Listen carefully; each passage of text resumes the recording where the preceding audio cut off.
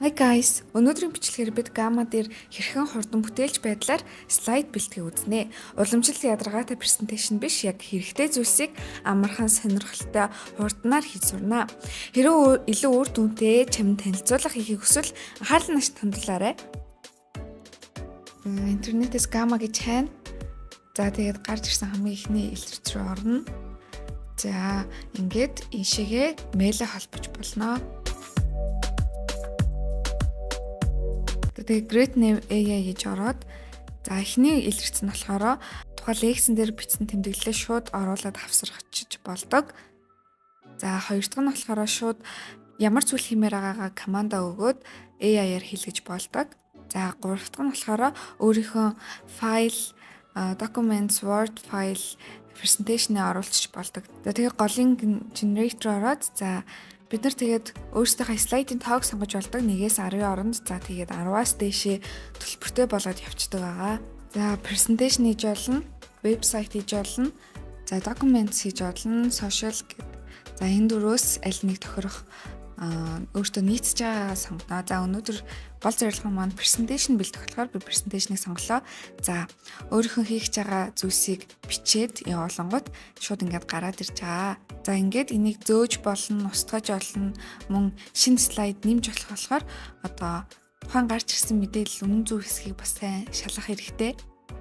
Мөн энэхүү гарч ирсэн текст нь лимиттэй болохоор анхаараарай. Эндээс өөртөө хүссэн өнгө хэлбэртэй темплейтээ сонгоод за тэгээд энэ нь болохоор ямар хэлбэр хэмжээтэйгээр өөрийнхөө хүссэн байдлаар гаргахын гэдгээ бүгднийг тохируулаад generate хийгээд тэнгуут ингэж гарч ирнэ. Өөртөө нэмэх зүйл байна уу, хасах зүйл байна уу гэдгийг бүгднийг шалгаад ингэж оруулж өгнө. За text box нэмж болно. За энэ дотроо үснэгтэн мэдээлэл гэж байгаа. За багнан мэдээлэл, зурган мэдээлэл гэд за бүгднийг сонгоод өөртөө тохирсон зүйлсийг сонгоод харж болох байгаа. Тэгээд дотроо маш олон хэлбэр төрс дизайнтай бүх зүйл байгаа. За энэ пирамид хэлбэрийн оруулъя. За тэнгүүт 1 2 3 гэд айконыг бас сонгож болно. За тэгээд бас нэмж олно, том болгож олно, өнгийн сэлж олно гэд маш олон давуу талтай байгаа. За маш олон график диаграмууд байгаа. За үүнээс нэгийг сонгож үзье. За ингээд дугуй диаграм гарч ирж байна. За үүнийг нь багнан болгож олно, шугамн болгож олно. Өөртөө тохирсноороо бүхэл өгөгдлөө энэ дээр өгөнгүүт шууд ингээд гаргаад ирчихэж байгаа. За тэгэд өнгө хэлбэр хэмжээг нь сонгож болно. Хэрхэн харагдах байдлыг нь бас сонгож болдог ахнэ. Маш олон төрлийн сонголтуудтай байгаа. За хамгийн таалагдсан гэх юм бол схем маш өргөн өргөнийг гаргаж ирдэг. За бүгдийг тохируулаад үзүүлэгч байгаа мэдээллүүдээ маш хурднаар хийх боломжтой ахнэ. Надад маш таалагдсан хэрэглэгдэх юм бол энэ button гэдэг давч за чирлээ. За жишээлбэл би мэдлэг гэдэг үгийг тайлбар төлнөөс гараад оруулах гэж байгаа бол линкийн copy dot линкийг тавилаа. За тэгээд харагдах үзмжийг тохирууллаа. Тэгээд батад PPT-гээ харангуут энэ тавчин дээр дарангуй шууд тайлбар толны сайт руу орох боломжтой.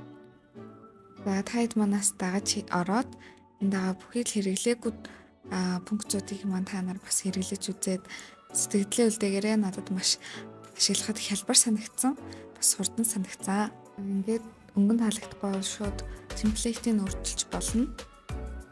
За хэрхэн экспорт хийж шеэр хийх вэ гэхээр мэйл рүү шеэр хийж болно, эсвэл линкийг болж болно, бүр эсвэл PDF болон PPT маягаар хадгалж болно. За тэгээд үүнийг бас олон хүмүүс рүү түгээхэд ямарч асуудалгүй. За хамгийн сонирхолтой нь болохоор шууд вебсайтэнд шеэр хийж боломжтой. Өнөө эрхлэгчид нь 155 кредиттэй. За үүнээс сайн бодолцоод та хэд мөн чанартайгаар хийгээрэй. За тэгээд хэрвээ худалдаж авахаар бол жилээр нь болон сараар нь ингээд хоёр ялгаатай үнэтэй байгаа. За жилээр нь бүүндэж авах юм бол сараар авсан үнээс нь нэлээд хямд тусна. За тэгээд сараар авах юм бол про эрхлэгчид нь $20, за плюс эрхлэгчид нь $10 гээд за энэ дотроо ямар ялгаатайг нь бүгднийг бичээд өгсөн байлээ. Эрхлэгчид маань маш олон давуу талтай. Тэгээд шууд нэг худалдаж авсан бахад шууд бүлэг үсгээд одоо бусад найзуудаагаа нэмж болох нэ. За хэдүүлээ эхэнд Generate AI сонгосон бол одоо 3 дахь хэсэг болох Import AI сонгоё. За үүнээс би Documents файлыг оруулаад за presentation хийх болно. За үгээр ингэж гарч ирж байна. Миний Documents файл дээр юу бичигдсэн нь.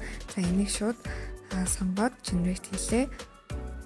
Гоо тохирсон өнгөө сонгоод Generate хийхэд шууд гаргаад ирж байна. Миний Documents файл дээр байсан эдгээр зүйлсийг утгачлаад арай илүү үзэмжтэйгээр оруулж өгч байна. Бас AI нь зургаа маш зөв сонгосон байна. Үүн дээр хялбар ямар функц байсан бэ гэхээр шууд YouTube гэдэг функц.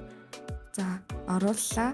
За тэгээд зөвхөн YouTube гэлтгүй Spotify, TikTok гэд маш олон өргөн сонголтууд байгаа. За үүнээс тохирсноо хэдүүлээ сонгож болно.